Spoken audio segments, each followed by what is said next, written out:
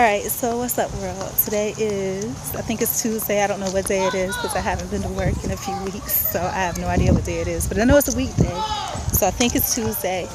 And I'm coming back from my date day, a little excursion in the park, and then I'm doing my date night at the Pollo Tropical. And I watched a little bit of a YouTube movie today, or show, and it was called Delusional. And in this show, it was very dark. Like, if you weren't, the whole feel of the show, it makes you feel crazy because there's this music, there's this guy talking in this monotone, creepy voice, and basically they're talking about the scale of evilness. There's a scale that somebody came up back in the 60s or 70s back in the 60s or 70s sometime, scale of 1 to 22 on the level of how evil a person is. And it's based on the more rational you are, and the more rational you are, and the propensity you have for a violent crime means the higher your number is. If you're not rational, if you're just crazy, then you're not that evil, you're just freaking crazy. So anyways, the guy was talking, and I know I shouldn't do this, flip it in the middle, because I'm going to have a problem later, so I'm not going to do that. But the guy was talking, and it a lot of this stuff, your mind is very fragile. I'm going to tell you that right now. The things you take in around you, the way that they're expressed to you, the perceptions that go along with it, your mind is fragile. Anything can change your perception of something positive into negative, or make something normal seem absolutely crazy, and vice versa. Now, in this show, what they did was they labeled all these people that were killers and so forth. And again, you don't know the whole story, you only know what they're telling you. And so the first case they had was this guy. He was normal, good grades in school, like me. Good grades in school. He had just a good family background. Then all of a sudden, when he got like 18 or something, his best friend died in a car crash. Because his best friend died in a car crash, he changed. They're saying that he changed. That might not have been the issue for real, but he changed, and he started doing things that were odd, like when he went to go see his family, like his brother-in-law, they said, this is all hearsay, they said when his brother-in-law would pick up something to eat, he would mimic like his every action. And the way they told the story, it was just creepy. It creeped me out. Now, what I want to say is this, that I can't say it enough, the mind is a very fragile thing.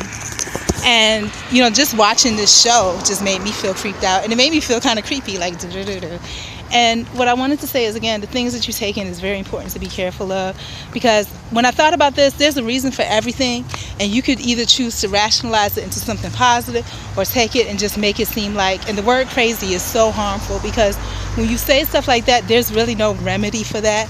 You just kind of throw somebody in a bin, an inescapable bin that you can never retrieve that person from. So when he was I thought about the behaviors. When he was mimicking, I think a lot of times when people lose it as they get older, what happens is that they regress.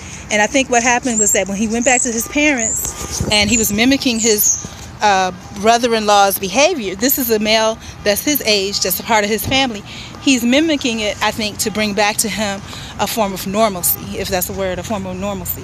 So, there's a reason for everything. So I think that's what the attempt was in him doing that. Is it creepy? Hell yeah. But that's what it was. And especially now, if he had the type of connection with his family that was positive, then maybe it wouldn't have seemed so creepy, because they would understand, he would have been able to maybe express this to them. But because perhaps he didn't have that type of relationship with them, he was not able to express that to them, so it seemed creepy. And not only did it seem creepy, probably whatever type of communication that he tried to make seemed quote-unquote creepy. And so they kind of ostracized him, and then next thing you know, he's going to the hospital and being diagnosed for schizophrenia.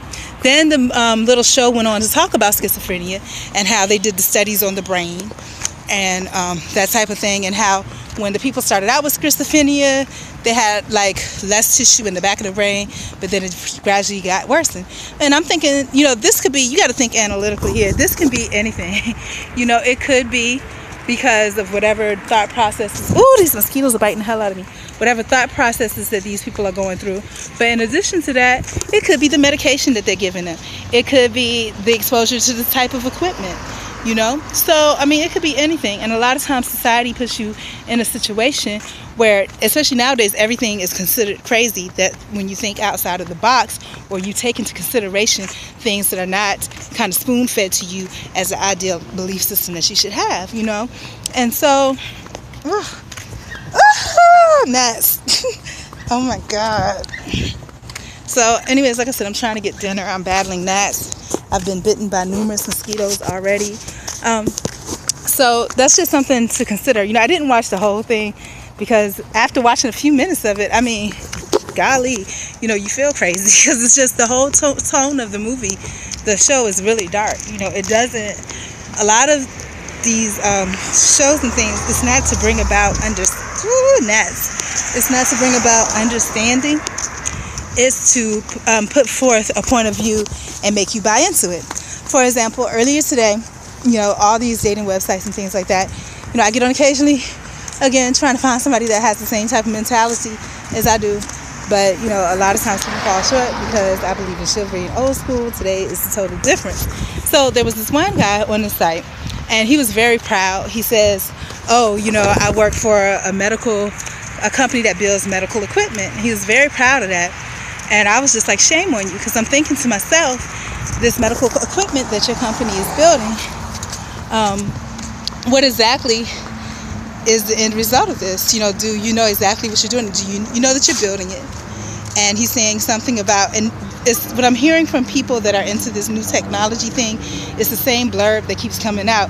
Oh, you know, the human beings have transferred or transcended into this new technological era, you know. And these are words, of course, that I'm sure when they got hired, they were, you know, programmed into them by repetition and making you feel good about a job. Perhaps this dude has been out of work for like 6 or 7 months, or working all these half-ass jobs all the time, and so he's proud now to have a job to say that he works for a medical company, you know. But in reality, you know, what is it really? And I noticed this like about, and I blocked him because I didn't really feel like arguing about it. I was chilling and doing my thing.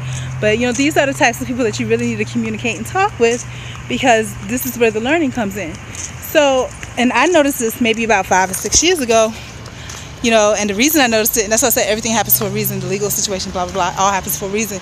I noticed that, what did I notice? I noticed that a lot of these medical companies were hiring people, and I was like, wow, they hired me, and, you know, all this stuff, bad stuff or whatever, you know, this false accusations and stuff. But it wasn't that. That's the kind of people they were looking for, people that were desperate, just like when they hired people brought people on for the military.